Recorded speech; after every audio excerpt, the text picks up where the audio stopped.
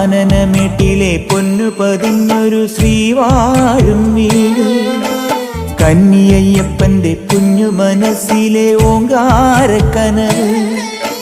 നാമം ജപിക്കുമെൻ ആത്മാവിലായിരം കർപ്പൂരത്തെളിവ്, നാദവേദങ്ങളൻ നാവിൽ തുളുമ്പുന്നതയ്യാനിൻ കനവ്. ഇരുമുടിയിലെ ഇഹപരമത നീക്കി നീയാറാട്, ഇറ്റിറ്റു വീഴുന്ന തൂമഞ്ഞു തുള്ളി പോലിന്നെന്റെ കണ്ണീര്.